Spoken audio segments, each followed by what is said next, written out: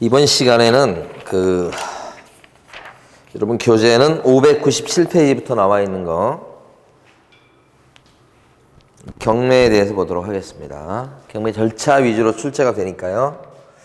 절차 10단계 정도 되는데 그걸 한 번씩 보도록 합니다. 첫 번째가 이제 경매 붙이는 걸 얘기합니다. 경매 신청. 채권자가 경매를 넣겠죠? 경매 신청을 하게 되면 법원이 심사해서요, 등기소에다가 촉탁을 해서 경매 등기를 하고요. 경매 등기가 되면 그때 그 부동산에 대해서 압류 효력이 발생한다. 첫 단계가 경매 신청입니다. 여러분 교재는 500 몇 페이지냐면요, 500이 아니군요. 저기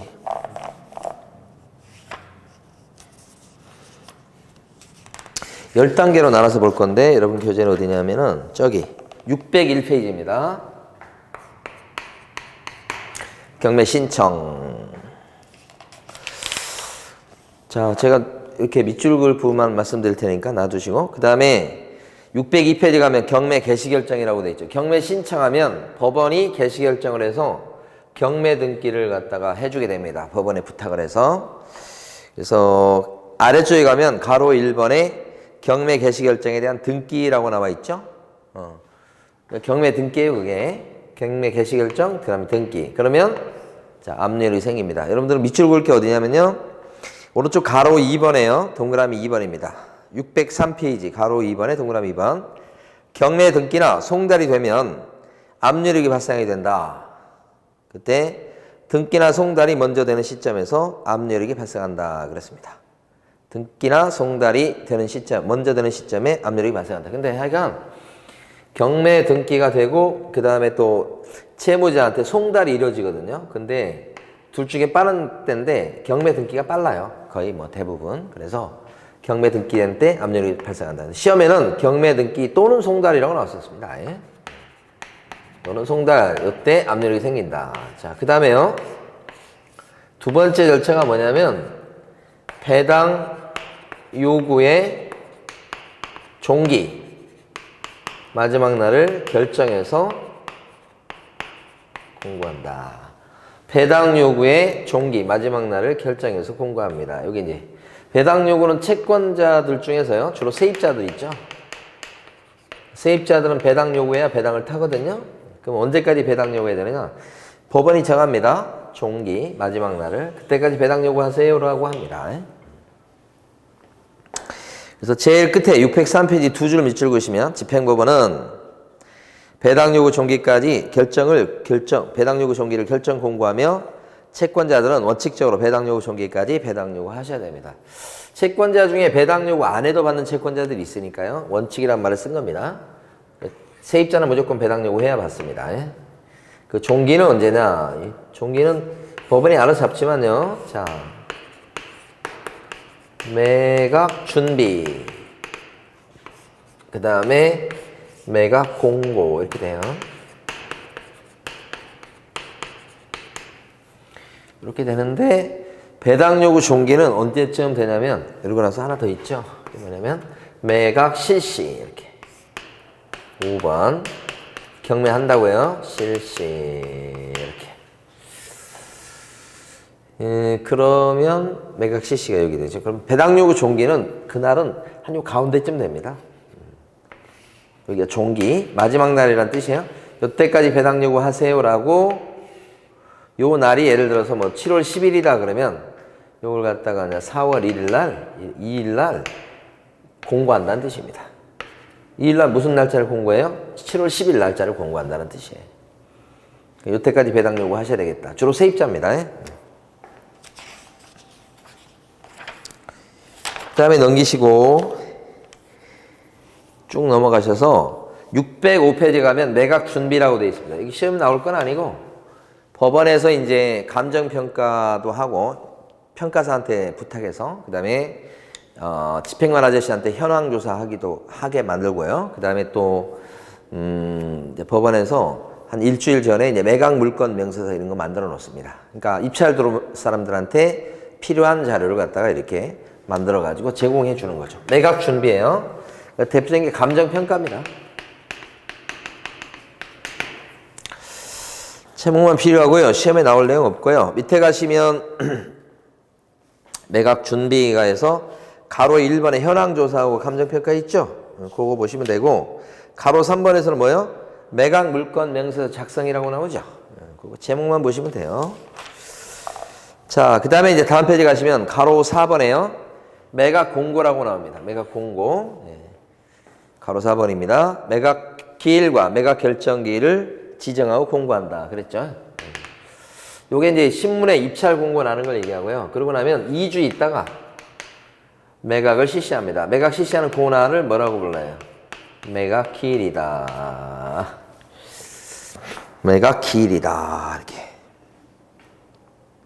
가로 4번까지 지금 봤고, 가로 5번 간 겁니다. 6번에 매각이라고 써진 거 있죠? 큰 6번에. 매각이 바로 매각 실시인데, 매각 실시하는 게 매각 기일이다. 그래서 저는 10단계로 나눠서 하니까요. 그 단계 위주로 한번 적어놓고 정리해 두시기 바랍니다. 그때 보면 매각 실시하는 그 방법이 박스 안에 보시면요. 동그라미 2번에 있습니다. 뭐라고 되어 있냐면 부동산의 매각은 매각 기일에 하는 호가 경매. 그러니까 호가 경매는 자기가 원하는 금액을 불러서 누가 높은 금액을 부르냐. 호가라고 하는 게 호가 경매입니다.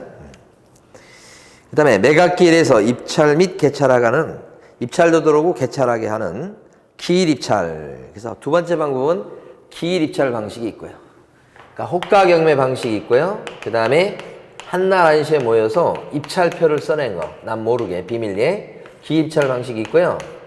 기간 입찰 방식이 있고 세 가지예요. 그 중에 우리 법원이 하나 택하는 건데 100% 기일 입찰 방식을 택합니다. 지금은. 기간 입찰 방식은 뭐냐면 접수 기간이 있고요. 일주일이 있다가 개찰하게 되는 겁니다. 그게 이제 기간 입찰 방식이에요. 둘의 공통점은 전부 다 입찰표를 써내요. 입찰표. 부르는 거고요. 이 세 가지 방법이 있다. 그 중에 하나를 택하시는 거예요. 그 다음에 이제 오른쪽 가시면 607페이지에 보면 가로 2번에 동그라미 1번이 있습니다. 그 동그라미 1번과 동그라미 2번을 전부 밑줄 그으셔야 되는데요. 뭐라고 되어 있냐면 자, 입찰표 작성, 보증금 납부 나온 거 있죠? 여기 보면 입찰표를 작성하고 법원이 정한 최저 매각 가격, 요거 뭐 잘 물어봐요. 최저 매각 가격의 10%의 보증금을 입찰 봉투에 넣어서 봉한 뒤에 입찰함에 투입을 해야 된다. 이렇게 돼 있죠. 그러니까 여기 보면 이제 기일 입찰 방식으로 해요. 그때 입찰 들어올 때는 매수 신청 보증금을 걸고 들어옵니다. 그 매수 신청 보증금은 몇 퍼센트냐? 10%죠. 10분의 1이죠. 뭐의 10%입니까? 요거 꼭 알아두셔야 돼요. 10번 이상 나왔을 거예요. 최저 매각 가격의 10분의 1이다. 요거 꼭 알아두시고. 이때 내는 방법은 현금 받아주고요. 자기합수표 받아주고요. 자기합수표 주로 끊어옵니다. 그 다음에 지급위탁 계약 체결 문서라고 해서 경매 보증보험증권이 있고 이렇게 세 가지입니다. 현실적인 가장 일반적인 방법은 자기합수표 끊어오는 거예요. 셋 중에 하나 10%입니다. 자, 근데 동그라미 2번. 입찰을 안 들어오는 경우가 있죠. 유찰되면 어떻게 됩니까? 아무도 안 들어왔다. 그러면 다시 할 수밖에 없죠. 다시 하는 걸 뭐라고 그래요? 세매각이라고 그런다. 거기 두 줄. 세매각으로 유찰돼서 다시 할 때는 최저 매각 가격을 저감을 해요, 안 해요? 하지요? 요거 알아두시고. 유일하게 가격을 다운시키는 것은 바로 유찰됐을 때가 저감이죠. 자, 그 다음에 이제 다음 페이지 가시면 뭐가 나오냐면 개찰 이렇게 나오죠. 여기서 유찰되면 다시 이렇게 간다는 뜻입니다. 요것도 세매각이라고 불러요. 가격을 저감한다 그랬죠. 근데 여기서 이제 유찰되지 않고 1등을 찾을 수 있죠. 최고가 매수 신고일을 결정할 수도 있고, 그 다음에 차순위 매수 신고일을 결정할 수도 있고 그렇습니다. 1등짜리를 정하는데 혹시 1등짜리가 돈 안 냈을 때를 대비해서 차순위 매수 신고하는 제도를 두고 있다. 네, 그런 얘기입니다. 그래서 거기 보면 가로 3번에 최고가는 뭐 1등 최고 높은 금액 쓴 사람이니까 아실 거고, 거기 보면 114조 동그라미 1번 읽어볼게요. 최고가 매수 신고인 외의 1등 외의 매수 신고인은 매각기일을 마칠 때까지 집행관에게 최고가 매수 신고인이 대금 지급 기한까지 의무를 이행하지 아니하면 자기가 자기의 매수 신고에 대해서 매각을 허가하여 달라는 취지의 신고를 할 수 있다. 그러니까 이 사람이 돈 안 내면 그때 자기가 요 차순위자가 쓴 금액으로 좀 낙찰받게끔 허가해 달라고 차순위 매수 신고를 할 수 있다. 예비 합격자 명단에 이름을 올릴 수 있다. 돈 안 내면 내가 대신 낙찰 받아갈게요. 할 수 있다는 뜻입니다. 이게. 그런데 동그라미 2번이 시험에 많이 나온 거예요. 차순위 매수 신고는 신고액이 차순위자가 신고한 금액이 최고가 매수 신고액에서 보증금을 뺀 금액을 넘는 때만 할 수 있다. 차순위 매수 신고 금액은 최고가 금액에서 보증금을 뺀 금액을 넘을 때만 할 수 있다. 가격차가 많이 나지 않아야 된다는 뜻입니다. 다시 차순위 매수 신고 금액은 최고가 금액에서 입찰 보증금 있죠, 이거. 그 뺀 금액을 넘을 때만 할 수 있다. 이런 뜻입니다.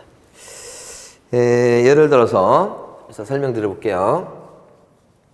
이게 경매 넘어왔습니다. 이 집이. 그러면 이게 A의 집이에요. 경매 넘어오면 감정평가를 하거든요. 감정가가 2억으로 잡혔어요. 경매 진행할 때 첫 번째 경매할 때는 요 2억부터 시작합니다. 요 2억이 뭐냐면 최저가예요. 최저가. 그 2억 이상 써내보세요. 2억부터 들어가는 겁니다. 근데 이건 감정가가 처음에 할 때는 2억으로 잡히면 2억 이상 써내는 사람이 잘 없어요. 거의 없어요. 보통. 그러면 한 달 있다가 두 번째 경매를 하게 됩니다. 두 번째 경매할 때는 아무도 안 들어와서 다시 하기 때문에 이게 유찰이거든요. 그럴 때는 최저가를 저감을 하는데 서울지역 같은 경우는 20% 정도 저감을 합니다. 그러니까 여기 2억이면 2억의 20%가 떨어진다는 거니까 마이너스 4천이면 1억 6천이 됩니다. 그럼 1억 6천의 최저가 1억 6천부터 시작해서 그 이상 써내라 그랬더니 A하고 B가 써냈어요. B는 얼마를 썼냐면 1억 8천을 쓰고요. 여기 A는 1억 7천을 썼다 그런 거예요. 1억 8천을 쓰든 1억 7천을 쓰든 걸고 들어올 때 보증금은 얼마를 걸어야 되느냐. 보증금은 최저가의 10%잖아요. 자기 쓴 금액이 10%가 아니잖아요. 요거의 10%니까 1억 8천을 써도 보증금은 1,600이에요. 1억 7천 써도 최저가의 10%를 걸어야 되죠. 이게 1,600이에요. 이렇게 1억 8천, 1억 7천 이렇게 되니까 이렇게 빼. 그러면 이제 차순위 매수 신고하려면 최고가 금액에서 요 금액을 빼. 그러면 이거 얼마냐면 1억 6,400이야. 1억 6천 최고가 금액에서 보증금을 뺀 금액을 요 사람이 쓴 금액이 넘었어야 돼. 넘었죠? 넘었죠? 그러면 차순위 신고할 자격이 있고 이 사람이 차순위 신고하면 어떤 뜻이 되냐면 신고까지 하면 이 사람이 돈 안 내면 요 금액으로 받아간다는 뜻이에요. 그래서 금액차가 많이 나지 않기 때문에 차순위 매수 신고가 되려면 다시 차순위 매수 신고는 그 차순위자 신고액이 최고가 매수 신고액에서 입찰 보증 금액을 뺀 금액을 넘는 때만 할 수 있다. 이게 시험에 잘 나오는 부분. 됐어요. 오른쪽 가시면 이제 매각 허가 여부의 결정이라고 돼 있죠. 여기까지 온 지웁니다. 매각 허가 여부의 결정이다. 이렇게. 어떻게 된 거냐면 이렇게 됐죠. 그 다음 절차로 넘어갑니다. 이게 6번입니다. 6번. 매각을 허가할 건지 불허할 건지를 결정합니다. 요게 일주일 뒤에 합니다. 법상 일주 이내에 허가 또는 불허 결정을 하게 돼 있는데 요 날을 매각 결정기일이라고 불러요. 이렇게. 절차에 하자가 없을 때는 허가 떨어지고요. 전체에 하자가 있을 때는 불허가 떨어지고 그래요. 허가할 건지 불허할 건지 요것을 갖다가 결정한다고 해서 매각 결정기일이다 이렇게 불러요. 매각 결정기일이다. 그 매각 결정기일은 매각기일로부터 일주일 이내의 날로 정한다. 보통 일주일 뒤에 합니다. 현실적으로는. 네. 그래서 허가가 대부분 나는 경우에 불허가 나는 경우는 좀 많지는 않아요. 자, 요거 설정합니다. 여기서. 그래서 609페이지 7번의 박스에 보시면 민사집행법 109조가 나옵니다. 그거 읽어보면 매각 결정기일은 매각 기일로부터 일주일 이내로 정해야 된다. 시험에 나왔었어요. 매각 결정기일은 매각 기일로부터 일주일 이내. 여기 나왔었어요. 그 다음에 넘어가 볼게요. 다음 페이지에 610페이지 가십니다. 610페이지 가시게 되면 뭐냐면 매각 허가 또는 불허가 결정이라고 나오죠. 그때 허가 또는 불허 결정은 요 허가가 나올 수도 있고 절차에 하자가 없을 때는 허가 있을 때는 불허가인데 허가든 불허가든 즉시 항고할 수 있어요. 둘 다 항고는 언제까지 할 수 있냐? 일주일 이내 할 수 있어요. 일주일 내 이의제기할 수 있다 이런 뜻입니다. 그래서 보면 둘째 줄에 허가 불허가에 대해서 이해관계인의 진술을 듣고 직권으로 법이 정한 이의사유가 있는지 여부를 조사한 다음에 허가 또는 불허가 결정을 갖다가 선고하게 된다 이렇게 되어 있습니다. 요거 지금 그게 아니군요. 제가 잘못 설명드렸네. 매각 기일로부터 일주일 내 요거 지금 쓰고 있네요. 일주일 내 허가 또는 불허 결정을 한다. 그 얘기를 하고 있네요. 제가 잘못했습니다. 그런 얘기를 하고 있고 가로 2번 보시면 매각 불허가 결정의 경우라고 되어 있죠. 입찰 참여가 불가능한 자가 최고가 매수 신고인으로 결정되었다든지 아니면 농지의 경우, 농지 같은 경우는 좀 주의하셔야 됩니다. 농지증 필요하죠. 농사 지을 사람만 낙찰받을 수 있도록 되어 있죠. 그게 최고가 매수 신고인이 농지실적 증명을 제출하지 못하거나 요게 시험에 잘 나오죠. 그러니까 농지인데 농지증을 못 갖다 냈어요. 그러면 불허가예요. 여기 들어가는 거. 농지증 못 갖다 냈다 이런 거. 제출 안 했다 이런 거에.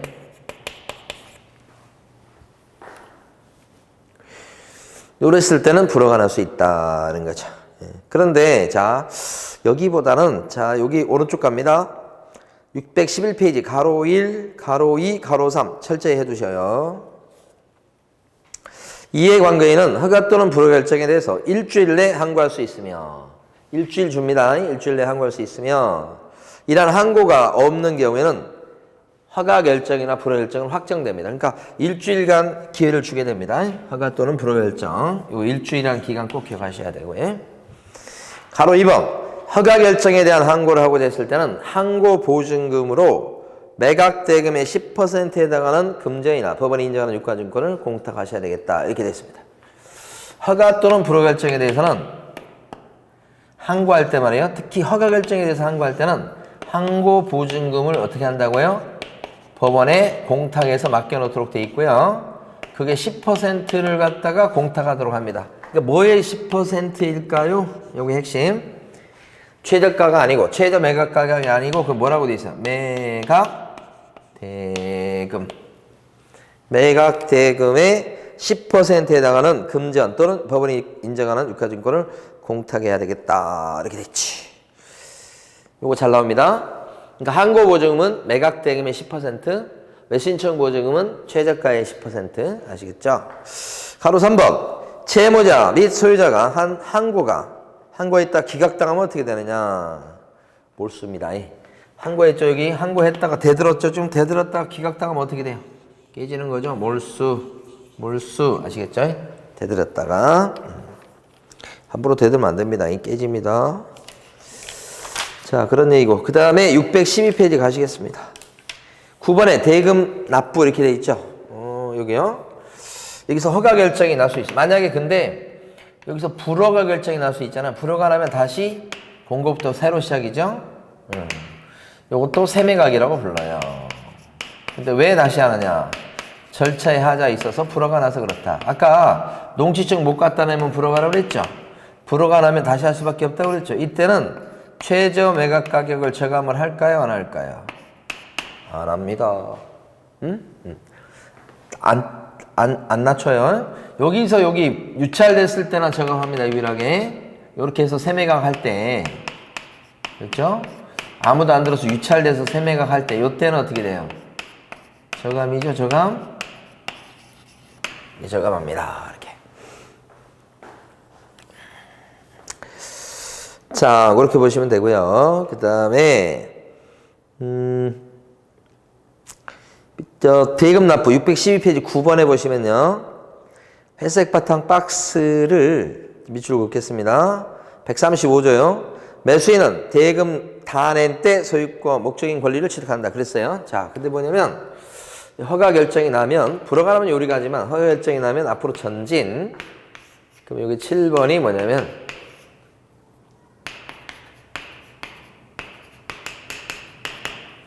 대금 납부. 언제까지 대금을 납부해야 됩니까? 법원이 내라고 한 날까지. 대금 지급 기한을 정해서 대금을 납부한다. 기한을 정해서 대금 납부하니까 기한을 보통 한 달 줘요. 그 기한 내 대금을 납부하면 납부하는 즉시 바로 소유권 취득입니다.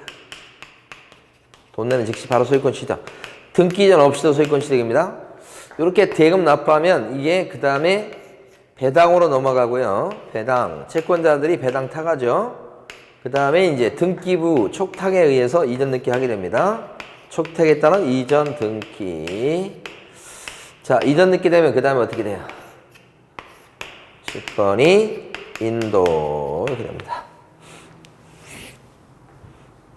배당 이전 등기. 그러니까 여기서 보면 납부하는 즉시 소유권을 취득하니까 등기 이전되어 소유권 취득하는 거 아니라는 걸 아셔야 돼요. 그죠? 돈 내면 바로 소유권 취득입니다. 그것도 즉시. 기한이 만료될 때 소유권 취득하는 게 아닙니다. 조심할 건 대금을 특정한 날에 꼭 내야 되는 건 아닙니다. 기한을 정한다는 거예요. 즉시 소유권 취득한다는 거. 돈 안 내면 어떻게 되죠? 대금 납부 안 했다. 이렇게 되면 문제가 발생하죠. 돈 안 내면 다시 할 수밖에 없어요. 이건 뭐라고 그래요?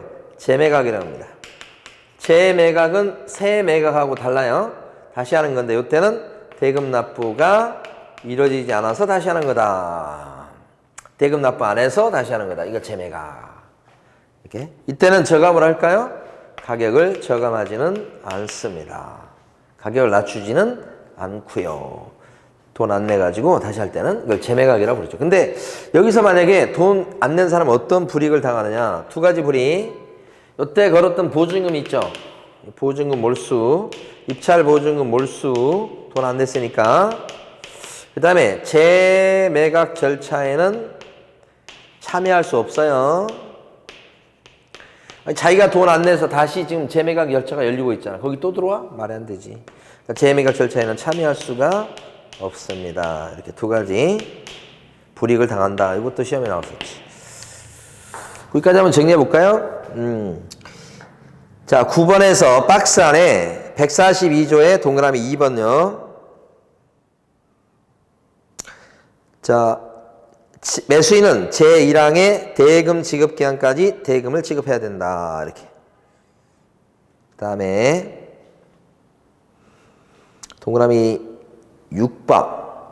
차순위 매수 신고인은 최고가 매수 신고인이 매수인이 대금을 모두 지급한 때는 더 이상 기회가 없죠. 1등짜리 돈 냈으니까.